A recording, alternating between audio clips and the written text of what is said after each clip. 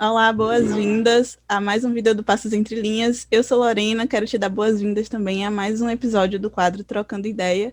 E dessa vez eu estou com uma participação em dose dupla. Sejam bem-vindas, Isa e Pétala. Oi, gente. Oi, gente. Eu sou a Isa. Eu sou a Pétala.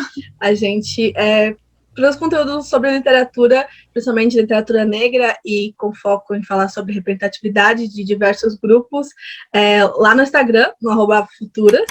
Afrofuturas. Eu sempre falo enrolado quando eu vou falar isso. E o que mais que a gente faz, Pétala? A gente escreve. A gente tem um conto publicado no livro Vozes Negras. É um conto afrofuturista. A gente atualmente ainda está escrevendo outro conto de afrofuturismo. A gente pesquisa afrofuturismo, então acho que é um assunto que vocês vão encontrar bastante no nosso conteúdo. Inclusive, atualmente, estamos dando um curso sobre afrofuturismo. Aquelas. A primeira turma já começou, mas é um curso de introdução ao futurismo. Tem vagas ainda para a segunda turma. Acho que talvez tenha ainda quando esse vídeo for ao ar. Então, quem quiser saber mais, está lá, na nossa bio do @Afrofuturas. Pronto, então vai ter vaga sim, porque eu já dei o spoiler aqui quando é que o vídeo vai sair. Então, o link para você se inscrever está na descrição. Se inscreva, porque todos os comentários estão muito positivos. E outra coisa que vocês fazem que vocês não falaram. Maria participou aqui, a Maria Ferreira, e ela falou sobre leituras decoloniais. Vocês querem fazer o jabá também? Tem o Clã das Pretas também, né? Que a gente participa com a Loura, inclusive. Uhum. E acho que vocês já devem saber o que é o clã, já teve live aqui no canal e tudo mais. Mas a gente também faz parte do Leituras Decoloniais, que é uma plataforma que a gente criou junto com a Maria, do Impressões de Maria, e a Camila, do Caminho dos Seus Livros, para ser uma plataforma de apoio para o trabalho que nós quatro produzimos sobre literatura, e principalmente sobre literatura negra. E ele funciona como essa plataforma de apoio e também como um clube de leitura, com leituras sempre voltadas ao pensamento decolonial, a discussões decoloniais feitas no clube através de materiais complementares e também de encontros. Mas a gente veio conversar justamente sobre afrofuturismo, porque é a temática que vocês estudam, né? Eu cheguei a ler livros afrofuturistas e descobri sobre o termo, sobre o conceito do afrofuturismo por conta de vocês. E aí eu queria que vocês falassem um pouquinho mais sobre afrofuturismo. Como foi que vocês começaram a se interessar sobre? E o que é afrofuturismo para quem não sabe o que é? Bom, primeiro, como a gente começou a se interessar, a gente começa a ser introduzida na busca pelo afrofuturismo através da ficção científica. Nós somos leitoras de ficção científica, é o nosso gênero literário preferido, e a gente tem um projeto também, Lei Representatividade, que a gente nem falou aqui. Eu falei rapidinho só, mas... mas é que a gente busca livros e busca discussões sobre representação de minorias sociais dentro da literatura de ficção, principalmente, né? Então, o nosso foco, né, nessa pesquisa do Lei Representatividade, a literatura de ficção e a representação, né, pensar a representação de grupos minoritários dentro dessa literatura. E aí a gente... Dentro do desafio, dentro do projeto, tem um desafio Lei Representatividade, que é um desafio anual, né? Que já está há 3 anos, já está no 3º ano. Sim, todo mês a gente discute um tema específico, né, sobre uma representatividade. Baseado em um grupo minorizado, e aí lê sobre ele e conversa sobre ele lá no Instagram, né, vai falando sobre várias temáticas a respeito dessa representatividade, tema daquele desafio. Uhum. Então, como leitoras de ficção científica, a gente começou a buscar muito pensar representatividade nesse meio, e a gente viu que a literatura de ficção científica é um meio muito hegemônico, né, de uma literatura hegemônica, de um círculo hegemônico, né, então é muito voltada, né, e muito dominada por uma literatura feita por homens brancos, né, e aí a gente encontra a literatura de ficção científica feita por mulheres também, mas está sempre muito próximo desse lugar central, né? E a gente começa a tentar buscar, então, se deslocar, né, essa leitura e deslocar essa construção de leitoras de ficção científica para um lugar de marginalidade, né, de um lugar de vozes marginalizadas, né? E aí a gente, como mulheres negras, né, começamos a buscar muita literatura de ficção científica produzida por pessoas negras. E aí a gente encontrou uma dificuldade enorme. Até que surge Octavia Butler, sendo traduzida no Brasil no final de 2017, né? E a gente, nesse momento, quando a gente descobre ela, né, e vê a primeira notícia sobre ela, a gente fala, nossa, é isso, a gente precisa saber tudo sobre essa mulher, de onde que ela veio, o que ela produz, quais são as pessoas que cercavam ela, sabe? E aí a gente emerge no afrofuturismo a partir do despertar e revelador de Octavia Butler na nossa vida. A gente começa a achar também mais literatura futurista produzida no Brasil, né? E aí literatura de ficção científica negra também, mesmo que não a futurista, produzida no Brasil, que era uma coisa que a gente também tinha dificuldade de achar antes.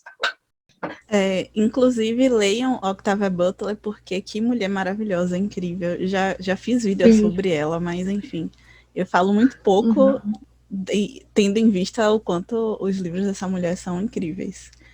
Vocês falaram sobre vocês falaram sobre afrofuturismo e sobre ficção científica.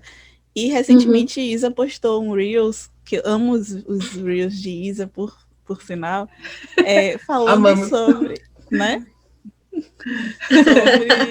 sobre essa questão de que a ficção, o afrofuturismo não é apenas a ficção científica protagonizada por pessoas negras, que não é apenas histórias distópicas e tal, que são preconceitos que cercam, né, a conceituação do que é o afrofuturismo. Então, o que é o afrofuturismo para quem não conhece, para quem nunca ouviu falar sobre? É que é comum, como né, afrofuturismo, a gente pensar que ele só fala sobre futuro, sobre construções de um futuro negro utópico, né? E portanto, que é só sobre ficção científica. Porque todas as narrativas que a gente pensa, uma narrativa sobre futuro, é uma narrativa futurista, no sentido de ir para uma viagem no tempo e se deslocar temporalmente para um tempo lá para frente, e isso sempre atrelado a uma ficção científica. Num tempo futuro, né? Isso é sempre atrelado à ficção científica. Mas o afrofuturismo ele tem muito mais a ver com a relação de uma temporalidade não linear e uma se trata de narrativas onde existe uma circularidade do tempo, e o futuro, nessa circularidade, ele pode se situar, falar do futuro, nesse sentido, não precisa estar necessariamente do futuro. A gente pensa no futuro de pessoas negras quando a gente pensa na história das pessoas negras, né? Então, no presente ou no passado também. Fala muito dessa circularidade, mas eu acho que aí esse é um conceito muito complicado, eu acho que está indo complicando. Mas eu acho que o afrofuturismo são narrativas que falam da experiência e da experiência negra, né? São pessoas negras falando sobre experiência negra num conceito, a gente falando na literatura, né? Sim. Num contexto de ficção especulativa, né? O afrofuturismo ele nasce principalmente na ficção científica ou com temas que são muito próprios da ficção científica. Ele começa na música, né? Não na literatura, mas se começa a entender, a nomear afrofuturismo, né, a partir da literatura. Mas aí um dos primeiros ícones fortes assim de figura afrofuturista que meio que difunde esse pensamento para outras pessoas, mesmo que ainda não fosse chamado de afrofuturismo, é o Sun Ra, que está na música, e aí umas outras pessoas que estavam ali na década de 60, 70, também falando na música, falando sobre com uma estética que hoje a gente nomeia de afrofuturismo e que foram, né, dando forma para tudo isso que lá nos anos 90 é chamado de afrofuturismo, mas aí a gente, quando recebe o nome e quando né, começa então a se articular como um movimento, porque todo mundo sabe nomear isso, então consegue identificar as pessoas que estavam pensando isso, mas não tinham um centro, assim, sabe, para conseguir ver que estavam falando da mesma coisa. Aí a gente consegue perceber que antes deles serem nomeados, existiam pessoas produzindo coisas afrofuturistas, principalmente nas artes, né? E aí ele começa, então, nesse processo todo dele se articular como um movimento mesmo, ele começa muito vinculado à ficção científica. Mas, hoje em dia, como é um movimento, ele está sempre em movimento. Ele é muito vivo, né? Fala sobre a vivência das pessoas negras. Então, ele tem que acompanhar isso. Tem que acompanhar isso, porque a gente fala sobre as experiências negras, sabe? A contação de narrativas negras numa perspectiva de passado, presente, de entrelaço de passado, presente e futuro.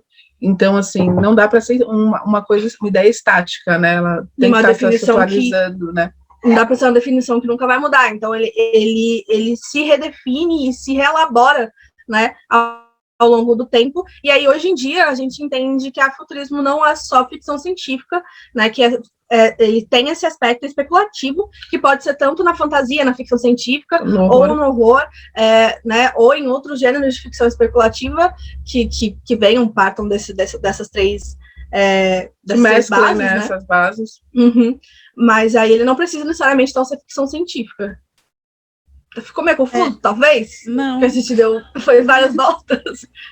Não, e é engraçado porque quando eu cheguei à nomenclatura, né, quando eu ouvi pela primeira vez falar sobre ficção científica, chegou até mim justamente com esse pensamento de, então, ficção científica não, afrofuturismo, desculpa.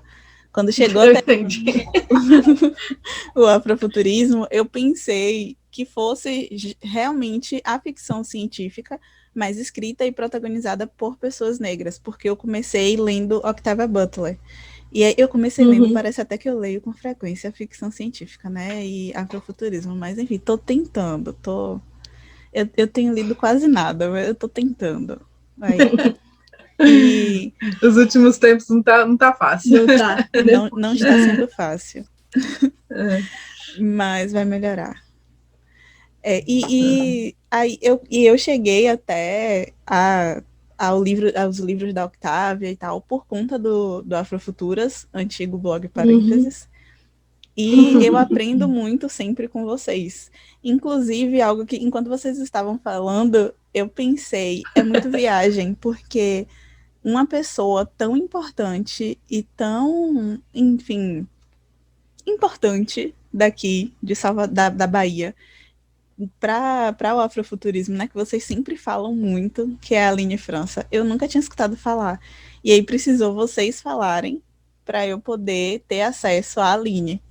E aí, eu nem sei se eu falo isso, né? Esse rolezão que a gente fez para poder chegar até aí. Fala. Então, as pessoas eu tenho procurado, acho que esses dias chegou uma mensagem para a gente no direct falou, gente, vocês falaram da Aline França no conto, eu fui procurar, não achei nada dela, eu falei assim, né? Então, gente, né?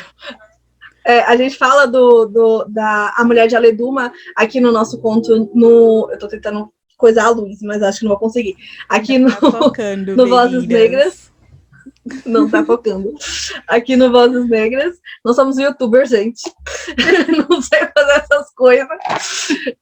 Mas no nosso conto no Vozes Negras, a gente fala sobre A Mulher de Aleduma, que é um livro lançado em 1900. A gente não fala, a gente faz uma referência a ela. Sim, faz uma referência a ele. E aí é um conto lançado, um livro lançado em 1981? Acho que é 80. É nos anos 80, eu acho que é 81.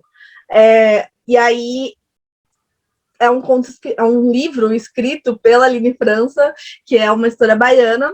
E aí a gente também no 1981 tem alguns easter eggs de referência que essa data está aqui. Que ninguém pega, só a gente mesmo.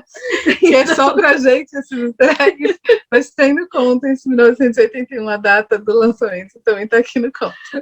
E aí a gente estava pesquisando, porque a ideia do Vozes Negras foi um financiamento coletivo, né? Ele saiu para o financiamento coletivo, e a ideia dele é que todos os contos, os 4 contos que tem aqui, fossem escritos para homenagear mulheres negras reais.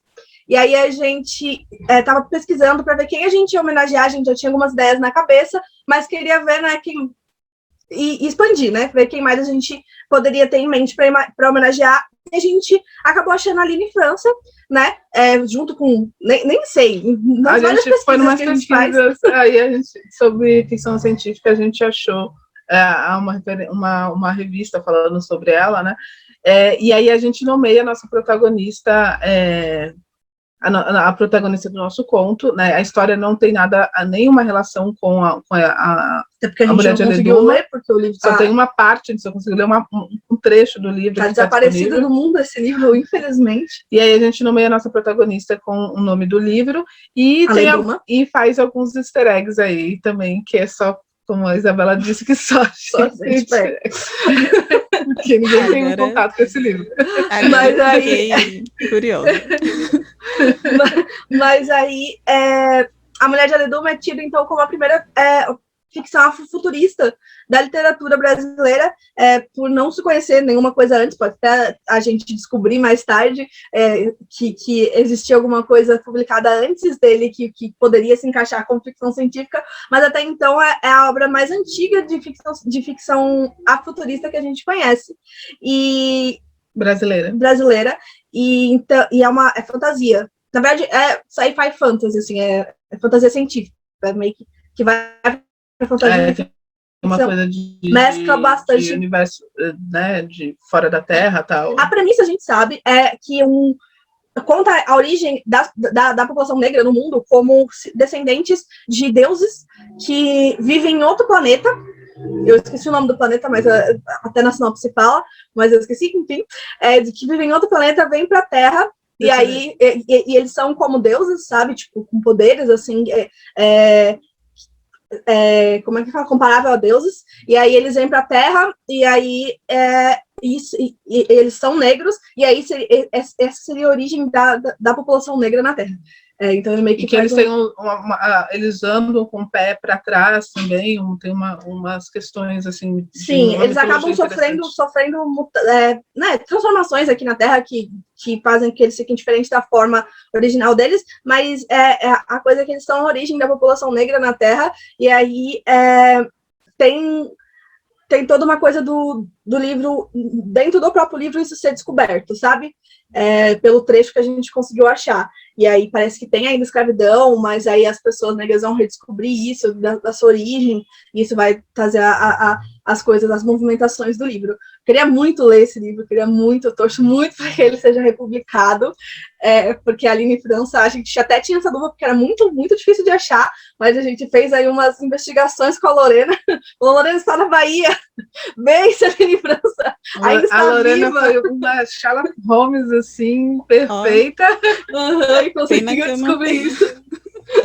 E a gente está sabendo que ela está viva, está nessa torcida, para que a gente possa todos ter acesso a essa história. Inclusive, a gente falou, né, que é um misto, que a Mulher de Aleduma é um misto entre ficção científica e fantasia, e é uma coisa comum no afrofuturismo, né? Não fica, por isso que a gente fala, né, que não dá para ficar só na ficção científica, porque esse purismo de ficção científica só como uma coisa que fala só de ciência, e numa ciência muito numa noção do que é ciência ocidental, sabe? Do que o Ocidente chama de ciência e do que o Ocidente valida como ciência. Muito atrelado à ideia de progresso tecnológico, de um desenvolvimento de tecnologias ocidentais, né? Então, só tipo conhecimento realmente que é validado aqui pelo Europa, Estados Unidos, né? Essas potências do Ocidente, tido como ciência, e isso não é uma coisa que é. Por exemplo, a ficção futurista fala muito sobre espiritualidade também, porque é uma coisa que é muito presente para pessoas negras. E aí a ficção científica não se relaciona tanto com isso. É difícil a gente ver ficção científica falando sobre espiritualidade. E aí, por isso, geralmente não tem como você ficar com purismo para a ficção científica em obras afrofuturistas, porque para falar sobre a perspectiva das pessoas negras, de vivência das pessoas negras, a gente acaba saindo do que o Ocidente chama de ficção científica, sabe? E a gente fala, né, muito que a ficção científica, ela borra essas fronteiras entre a ficção futurista. A ficção afrofuturista, ela borra as fronteiras entre a ficção científica e a fantasia. E um exemplo horror e tudo mais. Muito bom disso é esse livro aqui, gente. Eu quero ler também por causa de N.K. James.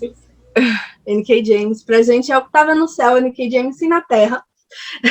E esse livro é um bom exemplo disso.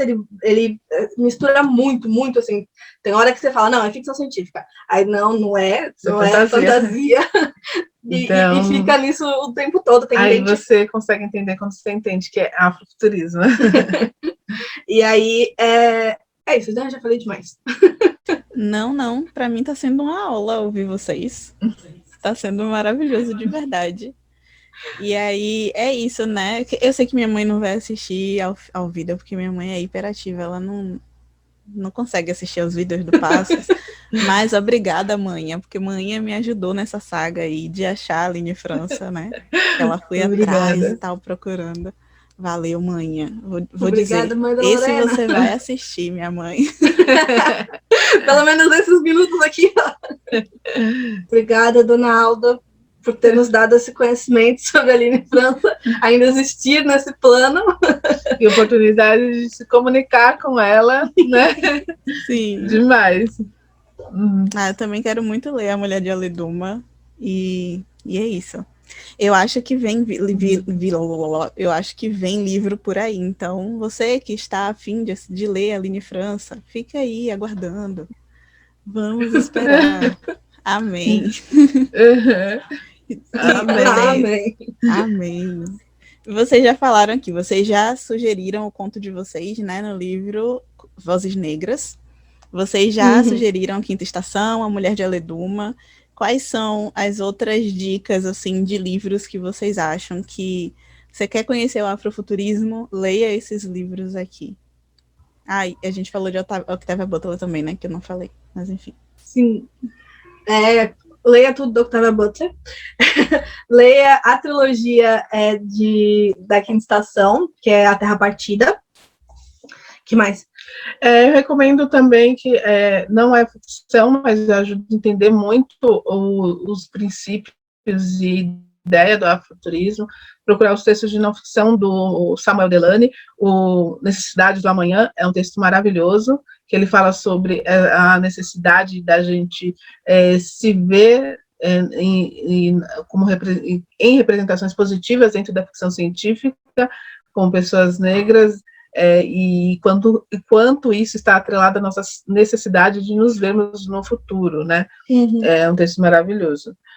Tem também, acho que ainda nessas leituras de não ficção, para quem quiser entender por que afrofuturismo não é só ficção científica com pessoas negras, o Waldson Souza, que é um escritor, ele tem um artigo, né, que é a tese de mestrado dele, falando sobre literatura futurista no Brasil, e aí lá você vai encontrar, então, um monte de referências, né, para você, de leituras de ficção para você fazer também, e também mais uma definição mais elaborada, assim, né, de uma teoria mais elaborada sobre o que seria futurismo.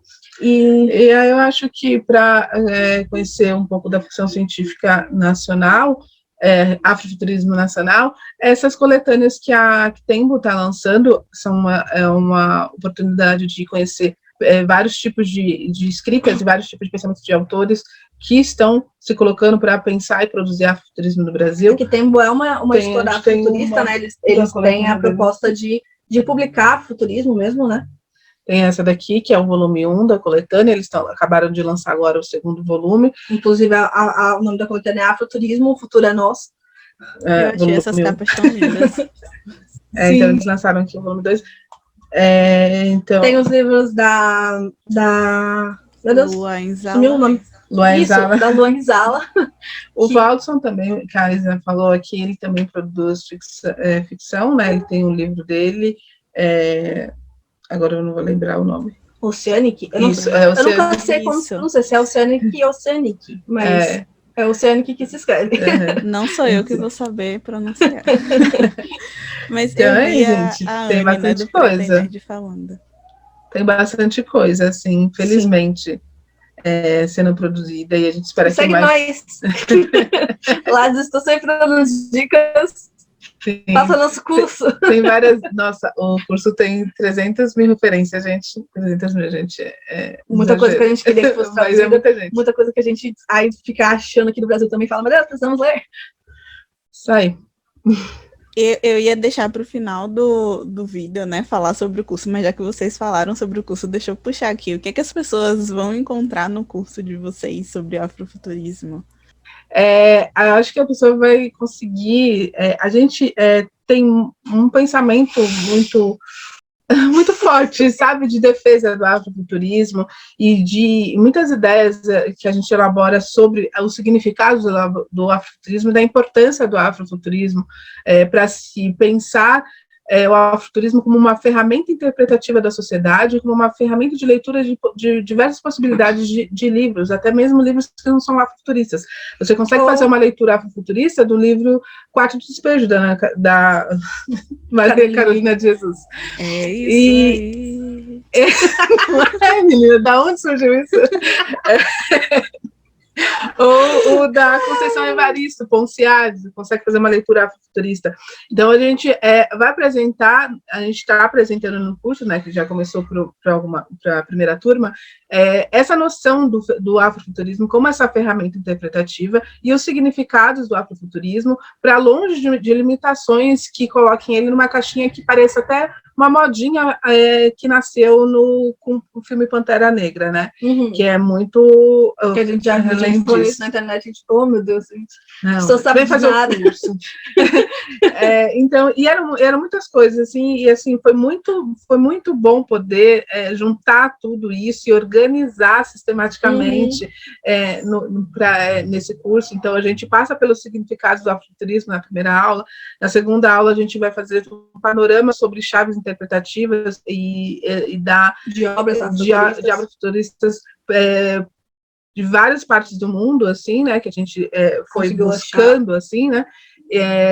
Na terceira aula a gente vai falar de um aspecto que para a gente é primordial no afrofuturismo, que é a decolonidade no afrofuturismo, como ele precisa e como ele é decolonial, na essência, se você for examinar a essência do afrofuturismo, e como ele precisa resgatar, estar sempre atrelado a essa essência, a gente fala bastante disso. E na última aula a gente vai falar um pouco também sobre outros movimentos futuristas que têm relação com o afrofuturismo e que são oriundos de outros grupos racializados, né, como os povos indígenas e os povos asiáticos, e aí a gente fecha, né, esse entendimento do que, na real, é o afrofuturismo. Ai, obrigada, meninas. Muito obrigada mesmo, de verdade. Para finalizar aqui, eu vou trazer essa coisa que eu mais estou gostando, assim, de provocar quem está sendo convidado aqui. Vou lançar uma expressão soteropolitana. Vocês já ouviram falar em baratino? Baratino? Eu acho... Baratino, não. Eu já ouvi falar de desbaratinado, se tiver alguma relação. Se for desbaratinado, tipo desorientado, não tem a ver, não. Eu não sei o que é desbaratinado. Aqui a gente fala desbaratinado, tipo que a pessoa tá desorientada, tá muito... Eu acho que é uma coisa nesse sentido. É alguma música, eu acho que eu já ouvi. Sei lá, nem sei onde eu achei isso. Capaz. Baratino quer dizer mentira. Nossa, então, eu nunca pensei isso na minha vida. Tipo, fulano largou o baratino ali pra tal pessoa. Então, qual é o maior baratino que vocês já ouviram em relação ao afrofuturismo e que vocês pegam A? Eu lancei logo duas. Pegar A é mais fácil, né? De entender ou não. Vocês ficam retadas. Vocês ficam...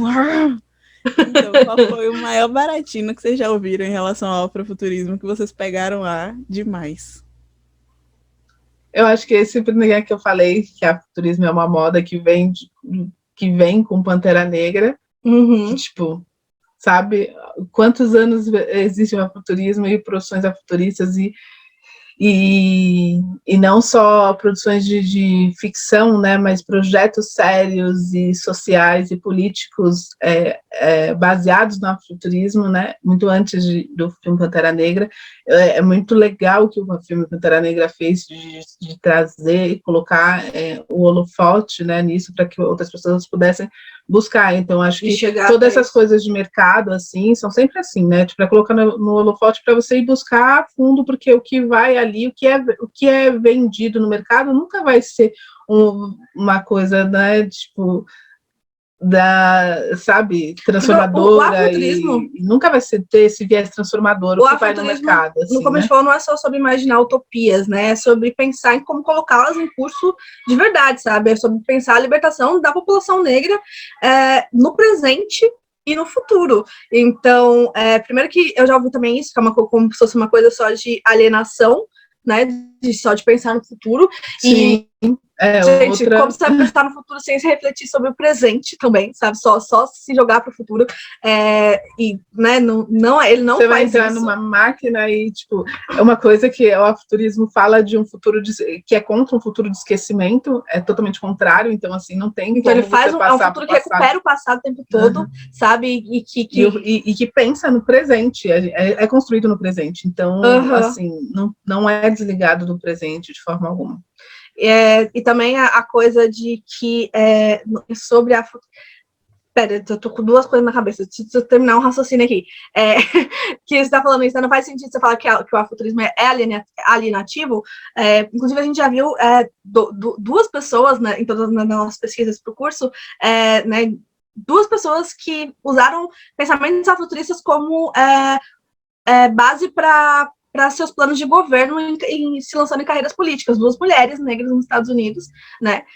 Então, você vê, sabe, tipo, é uma coisa séria, é uma coisa que pensa realmente na sobrevivência da população negra, e aí ele é uma coisa que é anticapitalista, que é anticolonialista, que, sabe, tipo, que tem nem várias articulações políticas. Vai aparecer nem sempre ele vai aparecer assim. Principalmente quando vier com muito holofote, como é o próprio Pantera Negra, sabe? Mas acontece isso com toda movimentação, todo movimento. Mercado, todo movimento de contracultura é cooptado pelo mercado e aparece esvaziado. Então, assim, se você acessar só isso, você vai acessar o plano mais vazio da questão, né? Fala que é uma coisa que ele não tem dono, né? O afrofuturismo está aí para a população negra produzir. Então, é claro que vai ter pessoas que vai chamar uma produção afrofuturista, que sua produção de afrofuturista, e vai ter desvios dessas coisas que são essenciais para o afrofuturismo. A gente fala que não tem como falar sobre o futuro da população negra se aliando a mecanismos e estruturas